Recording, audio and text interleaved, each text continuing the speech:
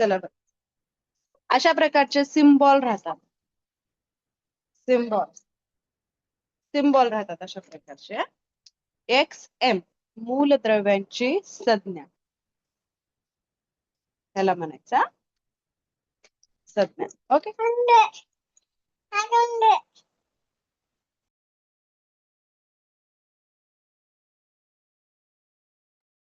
बघा, आणि ह्या झडला काय म्हणायचं आणि एला काय म्हणायचं सांगा बरं. आता हे 2-4 वेळेस झाले. झडला काय म्हणायचं आणि एला काय म्हणायचं सांगा पटकन. अगोदर एच सांगा मला. एच सांगा. एला काय म्हणायचं? एला काय म्हणायचं?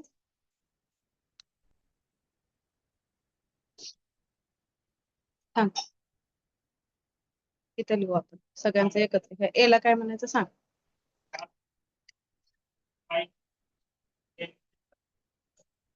Atomic mass. बरोबर. म्हणजे अणुवस्तुमान.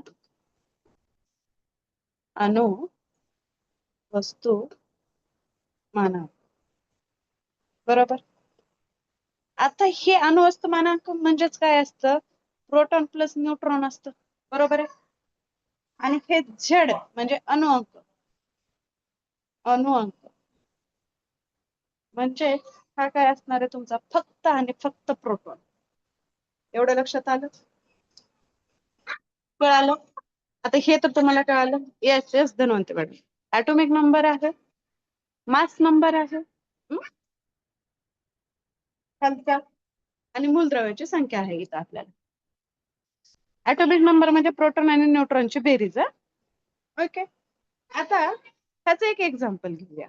मी एक सोडून दाखवते, एक तुम्ही घ्या. काल 2-3 सांगितले होते, आज 2-3 घेऊया म्हणजे तुम्हाला चांगलं लक्षात बसेल. आता हे घ्या कार्बन. कार्बन कार्बनचा सिम्बॉल लिहू अगोदर. सी लिहिला. आता मला सांगा, कार्बनचा सिम्बॉल लिहिला, प्रोटॉन लिहिला, न्यूट्रॉन लिहिला. इथं आपण लिहू प्रोटॉन, इलेक्ट्रॉन आणि न्यूट्रॉन. आता हे काय? इथं मी सांगितलं होतं हे काय असणार आहे तुमचं? अणुअंक. अणुअंक म्हणजे प्रोटॉन. आणि हे सांगितलं होतं तुम्हाला प्रोटॉन प्लस न्यूट्रॉनची बेरीज. मग आता मला सांगा प्रोटॉन किती आहेत? कार्बन मध्ये प्रोटॉन किती आहेत? पटकन सांगा. बरोबर धन्वंती मॅडम. बरोबर सपना मॅडम. आता आपण हे पण शिकलो होतो, proton is equal two electron. जितके प्रोटॉन असतात तितकेच इलेक्ट्रॉन. बरोबर सपना मॅडम. इलेक्ट्रॉन पण 6. हे 2 सोपं गेलं. इथं जो नंबर दिसल ते हे 2 असणार, प्रोटॉन आणि इलेक्ट्रॉन. आणि न्यूट्रॉन म्हणजे 12. चुकीचं आहे मॅडम. इथं काय सांगितलं आपण? प्रोटॉन आणि न्यूट्रॉन. काय सांगितलंय? हा सपना मॅडम तुमचं बरोबर आहे. बरोबर. पण इथं न्यूट्रॉन म्हणून 12 येणार नाही. ए ची संख्या आहे ही 12. रोहिणी मॅडम इथं कन्फ्युजन होऊ नका. इथं ए ची संख्या 12 आहे. ए ची संख्या 12 आहे. आता न्यूट्रॉन कसा काढायचा हे तुम्हाला शिकवलं होतं. बरोबर आहे. न्यूट्रॉन कसा काढायचा. पण तरी इथं जर तुम्हाला बघायचं असलं तर हिथं प्रोटॉन आणि न्यूट्रॉनची बेरीज आहे माहिती आहे आपल्याला. इथं समजा 6 घेतला आपण. हे 6 + 6 = 12 हे आहे. बरोबर. इथं मी सहमत आहे. पण न्यूट्रॉन 6च आहे का? न्यूट्रॉन 6च आहे का? आता हे कार्बनच्या ह्याच्यामध्ये असतं आहे म्हणून ना. पण आता दुसरं उदाहरण घेऊ. समजा इथं आपण लिहिला आणि हे ऍटॉमिक नंबर आपला 12 आहे. ऍटॉमिक नंबर 12 आहे. ऍटॉमिक नंबर 12 आहे. न्यूट्रॉन इथं 6 आहे. 6 किती आहे? 6. दुसरं वेगळं उदाहरण देते तुम्हाला, जे नक्की लक्षात येईल. लक्षात येईल. गोंधळलात का? बघा सोडियम. सोडियमचा सिम्बॉल पटकन पटकन सांगा. सोडियमचा सिम्बॉल पटपट पटपट पटपट यायला पाहिजे बघा. सांगा सोडियम सिम्बॉल. बरोबर Dhanwanti madam. Na. 11-23 proton, electron, neutron. Proton, electron, neutron. 11 केलीस. सांगा प्रोटॉन किती आहेत? प्रोटॉन किती आहेत? बरोबर सपना मॅडम. इलेक्ट्रॉन किती आहेत? 11. आता न्यूट्रॉन किती आहेत सांगा. न्यूट्रॉन किती आहेत? किती आहेत न्यूट्रॉन? एक सोपी ट्रिक सांगू. आता इथं काय म्हणतंय हे P plus N is equal to A. Nagsen सरचं उत्तर आले, पण मी सांगणार नाही लगेच. नागसेन सरचं उत्तर आले, कुमार सरचं पण आले. पण बघा ह्यांची बेरीज म्हणते, पण ह्यांची जर वजाबाकी केली 23 मायनस 11, 3 मधून 1 गेला, किती उरले? 2. 2 मधून 1 गेला 1, म्हणजे न्यूट्रॉन किती आहे? 12. आणि हा ए इथली संख्या इथं लिहू नका न्यूट्रॉन म्हणून, हे चुकतंय. P प्लस आहे, proton 11 plus 12 is equal to gain प्रोसेसची होतं, त्याच्यामध्ये हे आहे. अणू काही इलेक्ट्रॉन घेतात सोडतात. सपना मॅडम बरोबर. सगळ्यात लवकर उत्तर आलं कुमार सर आणि नागसेन सरचं. ओके बरोबर. चला अजून एक एक्झाम्पल देते आता. एक घेऊया नंतर आपण पुढचं करू. Cobalt, CO 2759. सांगा प्रोटॉन, इलेक्ट्रॉन, न्यूट्रॉन. इथं बघा ह्यांची वजाबाकी केलं की तुमचा N येतो.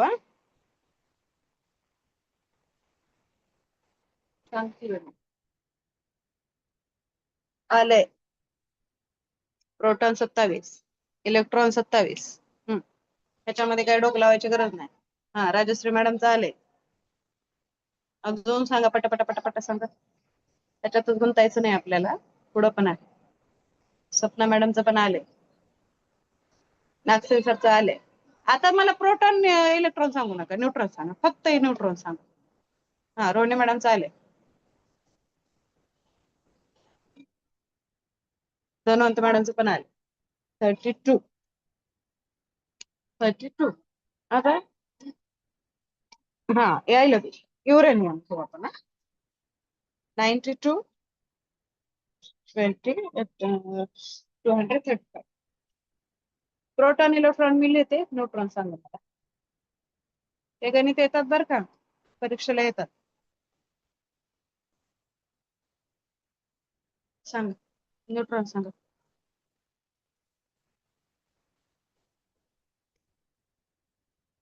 आता मी काहीच सांगणार, वजाबाकी सांगणार नाही ना, बेरीज सांगणार. 3 ह्याला सांगितले पटकन. बरोबर सपना मॅडम, बरोबर राजश्री मॅडम, बरोबर धनवंती मॅडम. 143. त्याला क्रॉस चेक करायचं असेल ना, तुम्हाला जर वाटलं अरे आपली वजाबाकी बेरीज चुकली, क्रॉस चेक करायचं असेल ना, तर इथं डायरेक्ट ए लिहायचा, प्रोटॉन प्लस न्यूट्रॉन लिहायचा आणि या दोन्हीची बेरीज करायची. ही येते का नाही बघा. समजलंय? इथपर्यंत सगळ्यांना समजलंय? आता ह्या गणितात काही अडचण नाही ना? काल थोडं उत्तर देताना कसं होईल काय होईल होऊ लागलं, आज व्हायलंय का? कालही सांगणार होते पण सरांचं हे होतं, त्याच्यामुळे लिमिट होते आपल्याकडे. आजही सरांचं लेक्चर आहे 4:45 वाजता सामाजिक शास्त्राचं. इथपर्यंत समजलंय? आता समजलंय? ओके. अजून कोणाकोणाला समजलंय सांगा. काही डाऊट असेल तर आता सांगा. इथून पुढं जे सुरू होणार आहे ना, पुन्हा रिवर्स पाठीमागे येणार नाही ह्याच्यात आपण. डाऊट सारखं काही नाही, खुल्ली खुल्ली किताब आहे. जी खालची संख्या असेल ते प्रोटॉन आणि इलेक्ट्रॉन आहे, जी वरची संख्या मधून खालची संख्या वजा करायची तो आपला न्यूट्रॉन आहे. संपलं.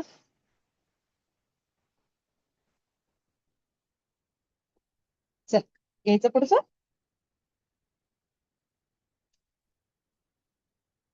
चलो आता आपल्याला आज घ्यायचे इम्पॉर्टंट सायंटिस्ट.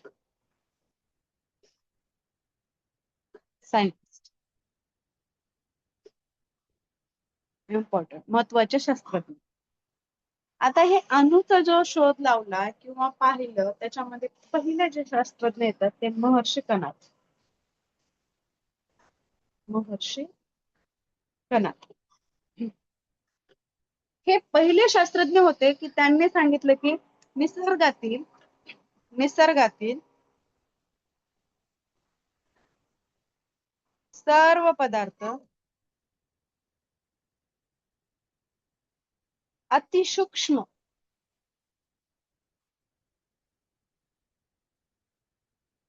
व अविभाज्य आहे.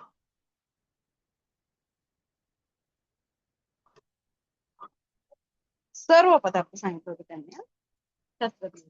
त्यांनी असं सांगितलं म्हणून त्यांनी ह्या अणूलाच नाव दिलं परमाणु. काय नाव दिलं सुरुवातीला? परमाणु. काय नाव दिलं? परमाणु नाव दिलं परमाणु. महर्षी कणादचं एवढं लक्षात घ्या. आता त्याच्यानंतर पुढे शोध लागला. दुसऱ्या सायंटिस्टला हे मान्य नव्हतं. त्यांनी काय केलं याच्यामध्ये अजून खोलवर जायचं म्हणजे मग दुसरे सायंटिस्ट त्यांचं नाव होतं डेमोक्रिटस. आता हे डेमोक्रिटस काय म्हणतायत बघू. निसर्गातील सर्व द्रव्य अतिसूक्ष्म आणि अविभाज्य कणांनी भरलेले आहे. हे काय म्हणतात? सर्व द्रव्य अतिसूक्ष्म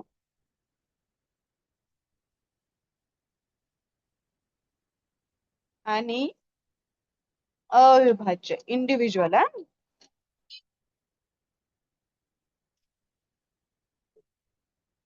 सर्व द्रव्य म्हणलं त्यांनी कणांनी भरलेले आहे. मग ह्यांनी ह्याला नाव काय दिलं? ॲटोमस.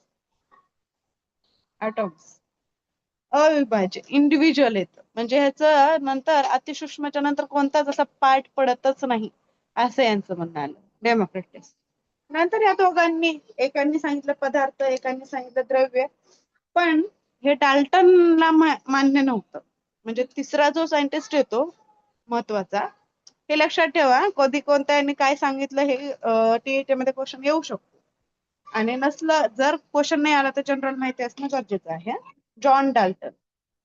तर डाल्टनची थेअरी सर्वांनाच माहिती आहे. कोणाला माहित असेल तर कमेंट करू शकता.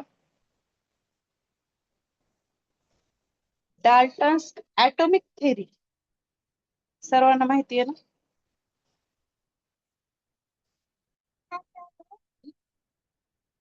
हे पेपर 2 वाल्यांसाठी ज्यांचं सायन्स आहे त्यांना डाल्टन माहितच असेल पाहिजे. बरोबर. आता ह्यांनी काय सांगितलं? सर्व द्रव्य अणूंपासून बनलेले आहे. ह्यांनी हा सिद्धांत मांडलाच. हा त्यांचा सिद्धांत आहे. अणूचा सिद्धांत आहे त्यांचा. ह्यांनी काय सांगितलं? सर्व द्रव्य अणूपासून बनलेले अणूपासून बनलेले आहे. बनलेले आहे. म्हणजे अणू कोणत्याही द्रव्याचे अविभाज्य अणू कोणत्याही द्रव्याचे अविभाज्य आणि अतिसूक्ष्म अविभाज्य अतिसूक्ष्म घटक आहे अणूचा. पण ह्यांनी ना 2-3 चुकीची थेरी मांडली. ह्यांनी काय सांगितलं? अणूला अंतर्गत रचना नसते. मला सांगा बरं हे वाक्य बरोबर आहे का? अणूला अंतर्गत रचना नाही. मुळात त्यांचं म्हणणं काय आलं कळालं का? यांनी काय म्हणतात की अणूला केंद्रकच नाही. यांनी काय म्हणतात? अणूला केंद्रक नाहीये म्हणतात. आता टीईटी मध्ये एखादा क्वेश्चन आला अणूला अंतर्गत रचना असते असे कोणी म्हणले किंवा अंतर्गत रचना नसते असं कोणी म्हणले 4-5 सायंटिस्ट नाव येतील खाली. आपल्याला तर लक्षात आहे अणूला अंतर्गत रचना असते. आपण चुकीनं डाल्टनला पण करू शकतो. मग त्याच्यामुळे हा पॉइंट लक्षात ठेवा. अंतर्गत रचना नाही हे डाल्टन म्हणतायत पण हे चुकीचं आहे. आणि त्यांनी काय म्हणतात? अणूचे वस्तुमान सर्वत्र सारखे आहे. अणूचे वस्तुमान सर्वत्र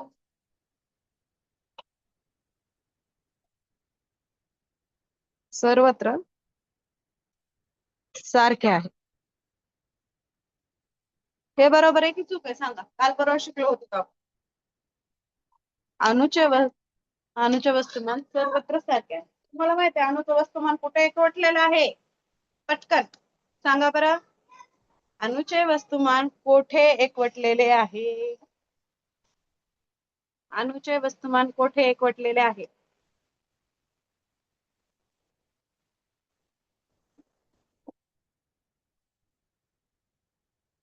बरोबर धन्वंती मॅडम. त्याच्या केंद्रकात्रावर टळलेले आहे.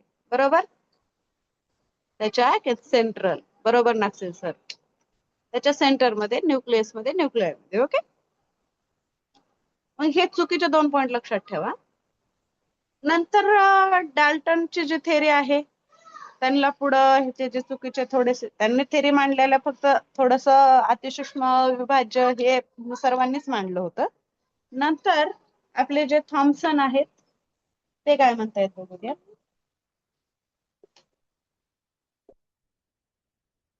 तर थॉम्सन सर काय म्हणतायत? अणु म्हणजे एक टरबूज. यांचं काय म्हणणं आहे? अणु एक टरबूज आहे.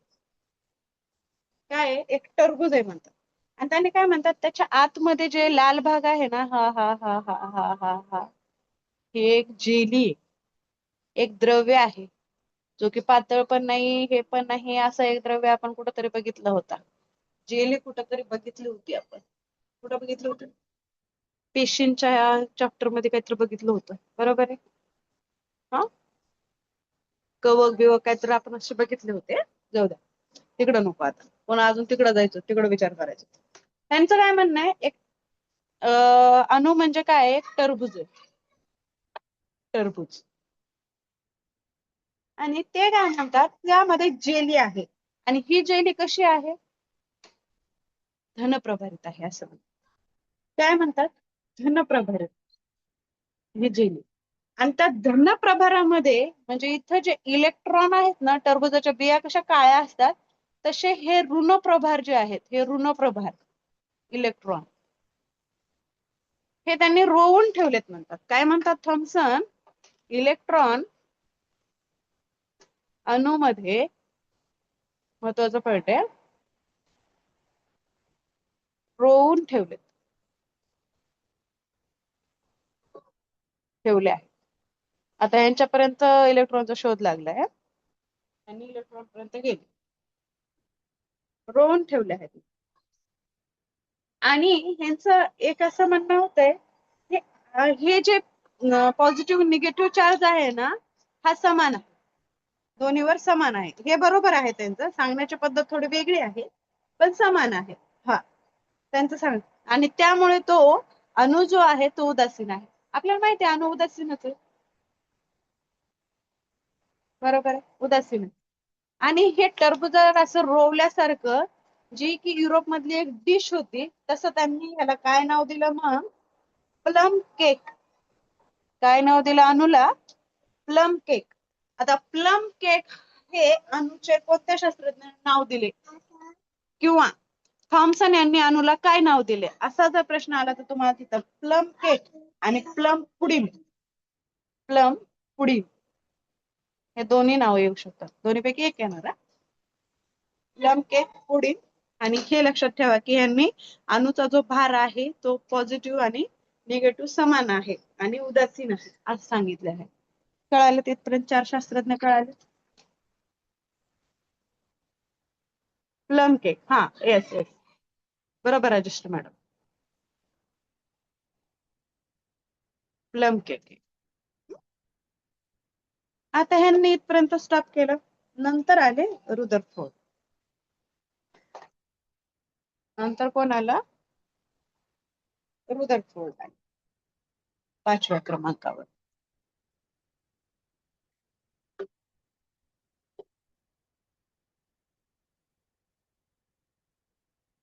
त्यांनी एक प्रयोग केला गोल्ड फॉइल एक्सपेरिमेंट. कोणता केला? Gold foil experiment. त्यांनी एक प्रयोग केला, गोल्ड फॉइल एक्सपेरिमेंट. ओके. आता ह्याच्यामध्ये यांनी काय केला, एक सोन्याचा पत्रा घेतला. काय घेतला? सोन्याचा पत्रा. त्या गोल्ड फॉइललाच सुवर्ण पत्र्यावर अल्फा कणांचा मारा असा तो हे आहे, सोन्याचा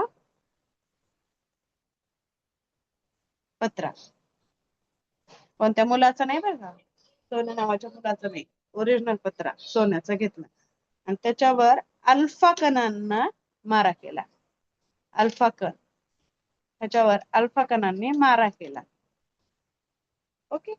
आणि नंतर त्यांच्या काय निदर्शनास आलं बघा, की त्यांनी नंतर काय म्हणतात, हा एक्सपेरिमेंट प्रयोग केला, त्यांचा प्रसिद्ध प्रयोग आहे हा. नंतर त्यांना लक्षात आलं की अणूचा केंद्रकीय सिद्धांत, केंद्रकीय म्हणजे यांच्या लक्षात आलं की अरे अणूला केंद्रक पण आहे. सिद्धांत म्हणजे nuclear theory of atom. Nuclear theory of atom. Rutherford यांनी सांगितलं की अणूला केंद्रक आहे. केंद्रकाचा आकार अतिशय लहान आहे, अतिशय लहान, अतिशय लहान आहे. म्हणजे अणूपेक्षा अतिशय लहान आहे. समजा फॉर एक्झाम्पल अणू एवढा मोठा आहे तर त्याचं केंद्रक फक्त एवढंच आहे. आता हे एक्झाम्पल आहे. फॉर एक्झाम्पल आपला एखादा पूर्ण 1 एकरची शेती आहे, त्याच्या सेंटर मध्ये एक छोटस ह्याचं झाड आहे, कोणता पण एकाचं झाड आहे. 1-1.5 एकरच्या शेतीच्या सेंटर मध्ये एक छोटस झाड आहे, तेवढा आपलं त्या अणूचं केंद्रक आहे. ओके. त्यांनी काय सांगितलं, अणूपेक्षा केंद्रक लहान, लहान आणि केंद्रक हे धनप्रभारित आहे. त्यांनी काय सांगितलं, केंद्रक धनप्रभारित आहे. कसं आहे केंद्रक? धनप्रभारित आहे. बरोबर त्यांनी सांगितलं, म्हणजे बरोबर सांगितलंय, आपल्यालाही माहिती आहे. त्यांच्या केंद्रकात म्हणजे ह्याच्या पुढे पण आहे बघा, नाहीतर एवढंच लक्षात ठेवू नका. त्यांच्या केंद्रकात अणूचे वस्तुमान एकवटलेले आहे. त्यांनी प्रश्न लावला, केंद्रकात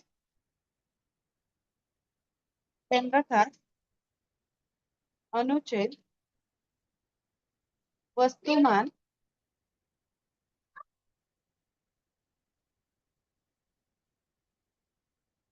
एकवटलेले आहे. एकवटलेले आणि इलेक्ट्रॉन जे आहे ते केंद्रकाभोवती परिभ्रमण करतात. सेंटर भोवती काय करतात? परिभ्रमण.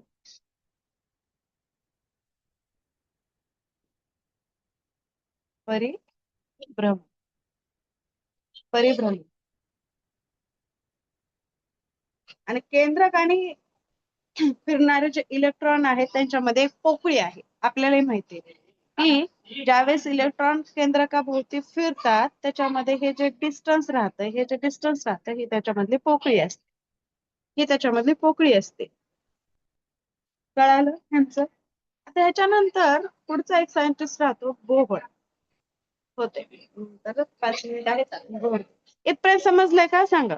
म्हणजे बोहरचं घेतलं की आपला सायंटिस्टचं सर्व क्रिया संपतात. त्यांच्या लक्षात आले बघा. पहिले सायंटिस्ट होते आपले महर्षी कणाद, ज्यांनी अणूचा शोध लावला. त्यांनी त्याच्यामध्ये परमाणु असे नाव दिलेले आहे. त्यांनी सांगितलं सर्व पदार्थ, त्यांनी असं सांगितलं नाही द्रव्य, लिक्विड, स्थायू, द्रव, वायू असं काही सांगितलं.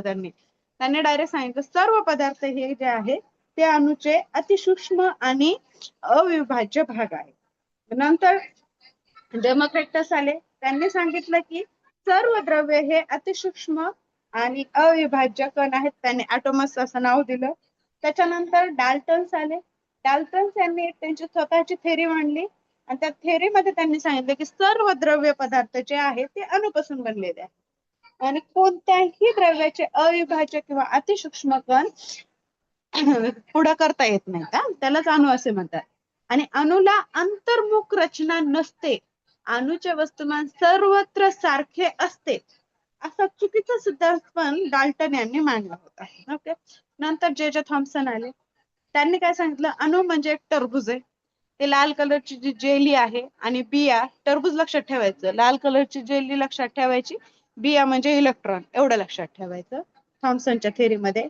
आणि त्याच्यामुळेच त्यांनी काय केलंय, त्याला प्लम केक आणि प्लम पुडिंग असं नाव दिलेलं आहे. आणि त्यांनी सांगितलं की ती जेलीमध्ये जे इलेक्ट्रॉन आणि त्या जेलीचा जो धनप्रभार आणि ऋणप्रभार आहे तो सारखाच आहे आणि अणु उदासीन आहे. सांगण्याची पद्धत चुकीची होती पण निष्कर्ष बरोबर होता थॉम्सन यांचा. थॉम्सन म्हणलं की टरबूज लक्षात ठेवा. त्याच्यानंतर आले आपले हे रुदरफोर्ड. रुदरफोर्डने गोल्ड फॉइल्ड एक्सपेरिमेंट केला, अणुचा केंद्रक त्यांनी शोधला, अणुला केंद्रक आहे हे सांगितलं, अणुच्या केंद्रकाचे वस्तुमान त्याच्या ह्याच्यामध्ये एकवटलेलं आहे ते पण सांगितलं, आणि इलेक्ट्रॉन जे आहे न्यूक्लियस भोवती परिभ्रमण करतात त्याच्यामध्ये एक पोकळी आहे असं सांगितलं. लक्षात आलं?